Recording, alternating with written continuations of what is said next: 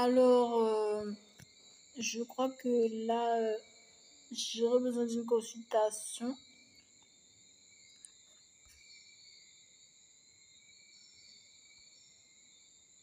J'aurais besoin d'une consultation pour confirmer mon ma première idée. Mais je suis rentrée dans le cabinet d'une personne qui se dit encore une fois,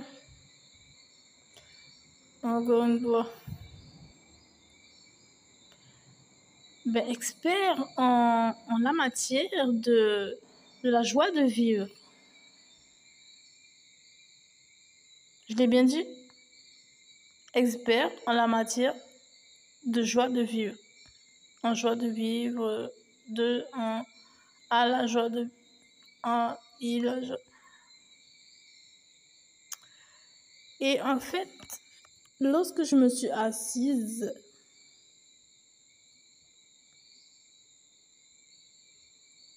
le médecin s'est mis à regarder son téléphone. Il m'a demandé de m'exprimer.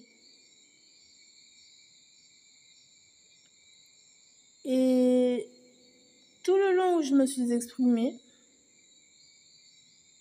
il était sur son téléphone. Il écoutait pas très bien, j'avais l'impression, on va dire pas très bien ce que je disais. Peut-être suffisamment pour entendre, mais en étant plongé sur le téléphone assez, vous voyez.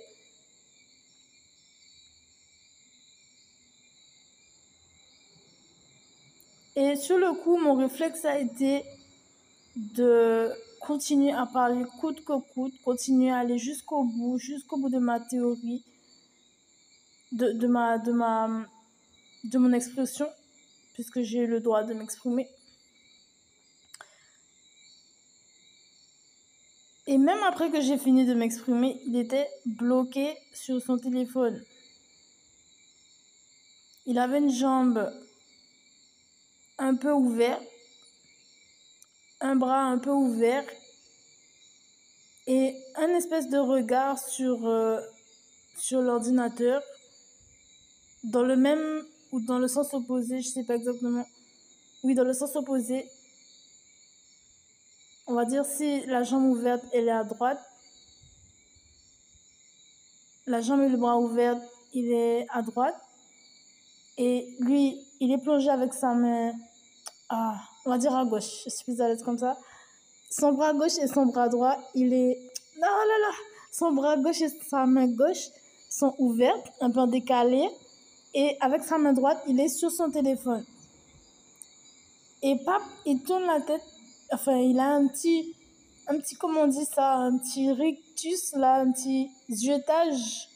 En fait, carrément tout le corps est ouvert. Un peu plus d'un côté qu'un autre. Et il a un espèce de... On ne sait pas s'il rigole. Il a les yeux un peu flottants. Il a les yeux un peu flottants. Ça fait comme un effet lunette. Lunettes un peu teintées. Et vous avez l'impression qu'il y a quelque chose. Hein. On pourrait dire qu'on aurait... Il y a une petite... il y a quelque chose, on va dire. Quelque chose ne se passe pas bien. Il y a un long silence. Et c'est moi qui ai dû finir la conversation parce qu'il ne l'a pas reprise. J'ai dû le relancer sur je ne sais plus comment je l'ai fait d'ailleurs pour finir cette conversation. Alors, la question que je pose aux professionnels de la manipulation, c'est est-ce que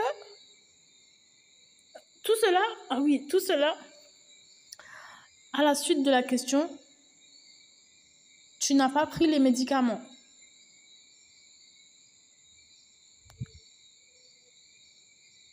Donc, les deux bras ouverts, la main droite sur le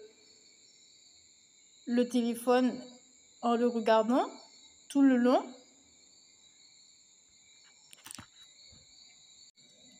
Et une espèce de ultra connexion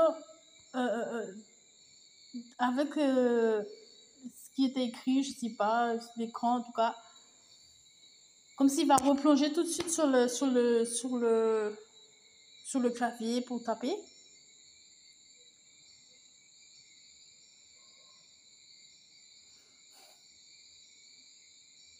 Et il ne disait rien, pas un mot. Donc, est-ce que j'ai été victime de pression? Parce que moi, je suis là, j'explique, ouais, vas-y, tu sais, j'essaie de parler détendu, tu vois. J'ai dit, ouais, en fait, c'est ça, le premier, il m'a rendu malade. Et ensuite, le deuxième, enfin bref, j'essaie d'expliquer tout ce qui s'est passé pour la justification que je suis pas encore allée à la pharmacie prendre des médicaments que je déteste, entre guillemets, qui me rendent malade. Genre bouleverser, vomir et tout. Comment on appelle ça? C'est acide dans le ventre. Bref. Moi, je l'ai fait encore une fois pour le fun, mais non, je suis pas forte dans ça. Je suis pas forte pour parler de ce truc-là. Moi, je voulais pas être dans cette broche de la médecine du tout. J'étais aux antipodes de cette médecine, je le sais. Donc, je serais pas forte pour parler de cette médecine qu'est la psychiatrie du tout.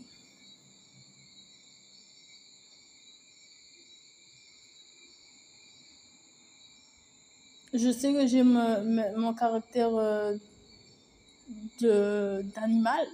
Il n'y a pas de problème, je l'accepte. Je sais que le monde n'est pas prêt pour un caractère d'animal, il n'y a pas de problème, je l'accepte. Et je vais mâcher ce médicament aussi fort que mon caractère, il n'y a pas de problème. Si ça peut m'éviter de me faire taxer de me faire prendre un argument, tu sais, comme au tennis, etc. Peut-être bien que je vais le faire, ça c'est sûr.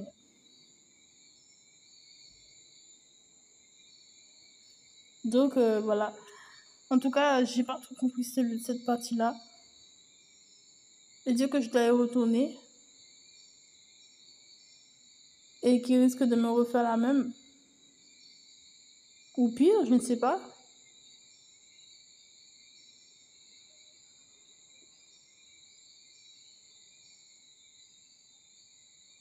En sachant qu'il m'avait déjà posé cette question-là la dernière fois. Il m'avait déjà demandé et non, je n'avais pas aidé. Donc, je sais pas s'il y a un truc où la pharmacie les a avertis ou s'il peut vérifier à la pharmacie. Je ne sais pas exactement. En tout cas, ces deux fois-là, je les avais pas pris. Et les deux fois, il m'a demandé si je les prenais régulièrement ou quelque chose comme ça.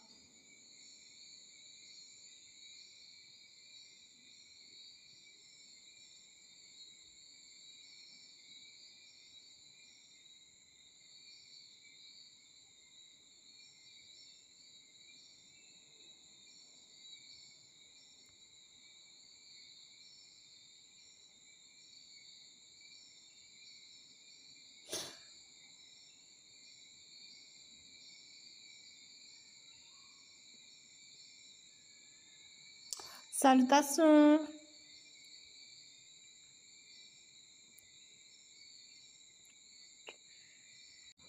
Voilà.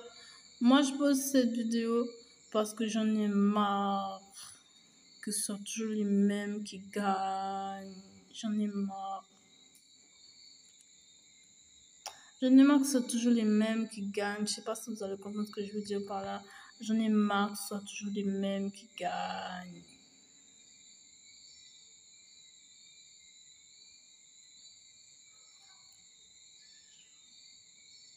Il suffit qu'un truc soit un peu différent en France et hop, il faut l'amener chez le CMP, hôpital, je ne sais pas quoi. Il y en a marre de ça, il y en a marre.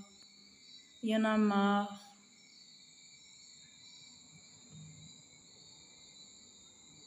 Vous créez des trucs pas possibles. Vous créez des trucs pas possibles. Vous n'êtes même pas rendu compte de votre Molière là. Votre Molière là, ça part en cacahuète. Hein. Le petit truc de présentation de je sais pas quoi, de bourgeois, c'est parti en cacahuète votre affaire. Hein. Oh, dis donc, il n'est pas temps d'enlever ces titres là dans le bac de français, dans le baccalauréat, ça part trop en cacahuète. Les gens, ils oublient tout pour Molière, en fait. Et ils oublient tout pour Molière.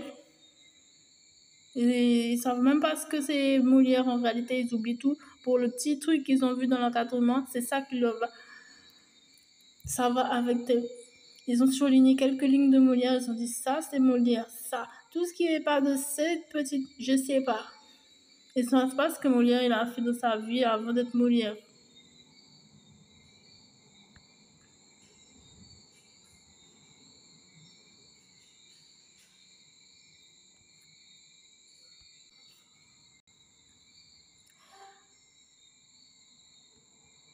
Les deux grands-pères de Jean-Baptiste tiennent aussi commerce de meubles, de tapisserie dans la rue de la Lingerie.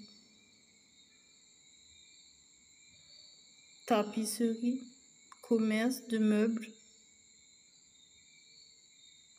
Alors donc, grand-papa tient une tapisserie? Tu as oublié cela? Vous avez oublié cela? Et un commerce de meubles en bois? Oh, dis donc, ça c'est de l'or, hein? Ça c'est de l'or, hein?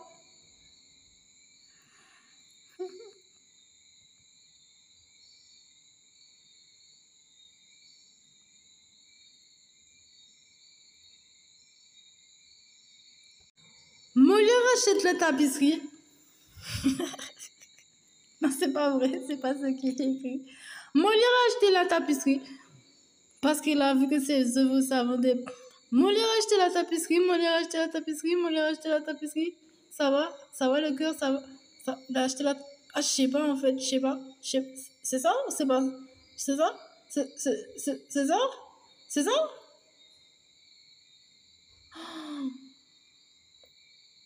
En 1631, Jean Poquelin, père, rachète à son frère cadet Nicolas un office de tapissier ordinaire de la maison du roi.